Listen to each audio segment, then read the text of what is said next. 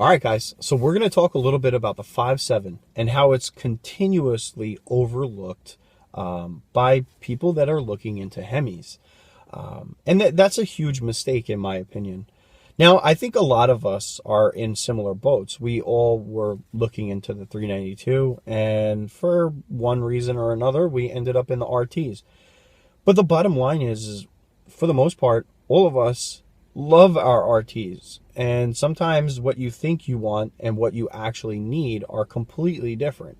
And my hopes is that this brings light to the 5.7, and hopefully people that are looking into this, kind of open up their eyes and give these things a spin. There's a ton of channels and a ton of videos that poo-poo on the 5.7, and many of the people that are saying this kind of stuff are talking out of their ass. These RTs are putting, a healthy amount of horsepower and torque to the wheels, and that's really all that matters. For a car that weighs this kind of, this heavy, for it to be achieving the kind of numbers that it does is extremely impressive and contradict the listed horsepower and torque. So just know that going into, researching and test driving Chargers and Challengers, that just because it says that it's something doesn't mean that it is. Get your butt in the seat and test drive it yourself.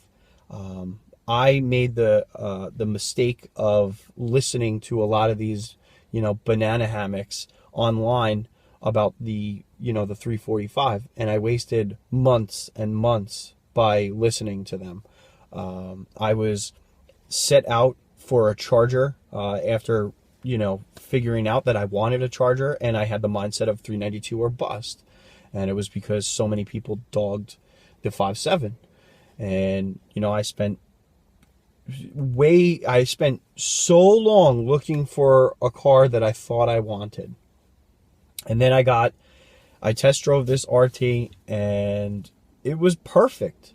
It was perfect. My butt was very, very happy driving this thing, and I have not looked back since. I do not see myself in another car for quite a while.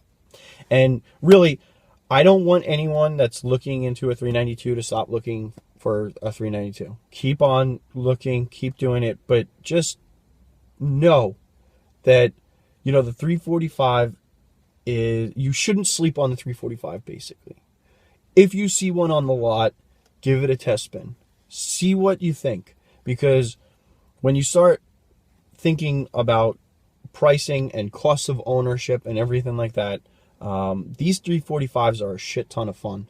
And I don't even know if I said this before, but it does not take a lot to wake these things up. It really doesn't. A nice intake, an exhaust, and a tune really peps these Hemis up, and you really feel it. So I don't want to really sit here and try and convince people to get into a 345. I just want to explain that when you're out there looking for a car, just don't close your eyes when you pass a 345.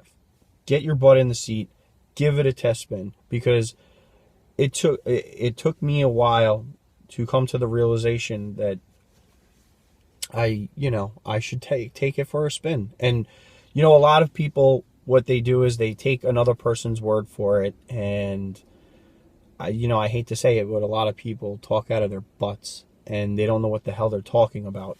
So, guys, anybody that's out there that's looking into these Hemis, good luck. Get yourself into a Hemi that you really, really want, but also get into a Hemi that you need, okay?